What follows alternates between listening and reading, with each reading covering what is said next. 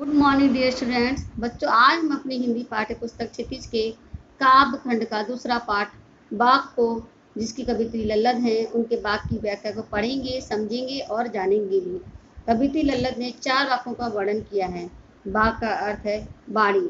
जिस प्रकार तुलसीदास जी के चौपाइयाँ, कबीर के दोहे एवं मीरा के पद प्रसिद्ध हैं, उसी प्रकार लल्लद के बाघ प्रसिद्ध हैं। लल्लद ने प्रथम वाक्य में ईश्वर की प्राप्ति के लिए जो प्रयास किए हैं, वे सभी प्रयास व्यर्थ जा रहे हैं, उसी का वर्णन किया है। इस वाक्य में कवित्री ने ईश्वर मिलन की उत्कंठा से भरी बातें कही हैं, परंतु जीवन के सारे इतने क्षीण हैं कि वो संसार सागर को पार करने में असमर्थ पा रही हैं। रस्सी कच्चे धागे की खींच रही मैं नाव, जाने कब सुन मेरी पुकार, कर दे वह सागर पार। पानी टपके कच्चे सकोरे, व्यर्थ प्यास हो रहे मेरे, जी में उठती रह हो, घर जाने की चाह है गोरे।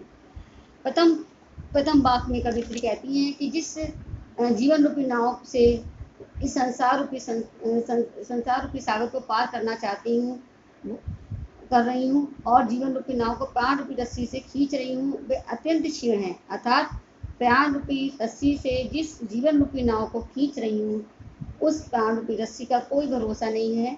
ना जाने कब ये रस्सी टूट जाए, अर्थात मेरे प्राण कब चले जाएं। मैं इस प्राण रूपी रस्सी से जीवन रूपी नाव को और अधिक नहीं खींच सकती। पानी टपके कच्चे सकोरे, व्यर्थ प्यास हो मेरे, जी में उठती रह हो, घर जाने की चाह मेरे। पानी टपके सकोरे, बच्चों सकोरे अर्थ हुए कच्ची मिट्टी का बर्तन। जिस प्रकार कच्ची मिट्टी से बर्तन से पानी टपकने लगता है, उसी प्रकार हम जितने भी प्रयास ईश्वर प्राप्ति के कर रहे हैं, वे सभी व्यर्थ ही जा रहे हैं।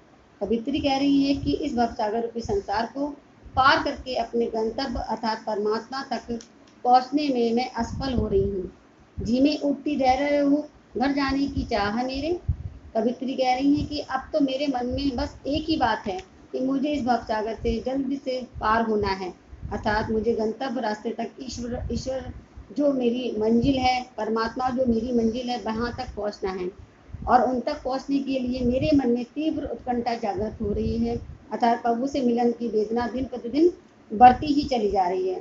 अतः हे परमात्मा, मुझे इस भवसागर रूपी संसार से पार करा दीजिए।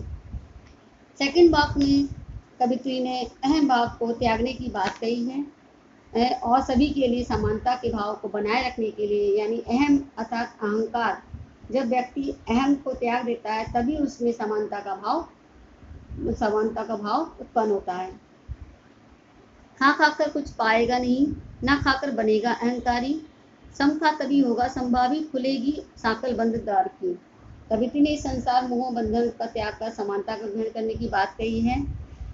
कवि ललित कह रही हैं कि भोग और संन्यास दोनों ही मनुष्य को रागदेशी बनाते हैं, जो परमात्मा मिलन के लिए एक बाधा है। जिस प्रकार मनुष्य खा खाकर कुछ पाएगा नहीं, अर्थात मनुष्य खा खाकर सिर्फ संसार रूपी मोह माया से में पड़कर कुछ प्राप्त नहीं कर सकते, उसी प्रकार ना खाकर भी वह सन्यासी बन जाता है। वो तो अपने अंदर जो अहम भाव आ जाता है, उसके अंदर जब सन्यासी बनता है तो उसके अंदर एक अहम भाव आ जाता है, वह भी ईश्वर प्राप्ति के लिए एक बाधा है। और जब इस प्रकार की बाधा हो जाती है, उत्पन्न हो जाती है, तो ईश्वर प्राप्ति संभव नहीं है।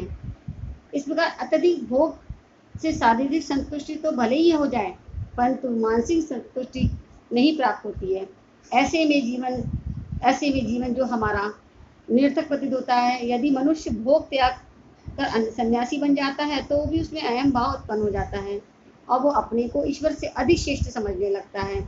ऐसे में सिर्फ एक ही मार्ग है, वो मार्ग है समानता, अर्थात जो व्यक्ति सुख दुख में समान रहता है, उसके लिए मुक्ति रूपी कुंडी खुल जाती है, अर्थात हमारा परमात्मा तक पहुँचने का मार्ग खुल जाता है।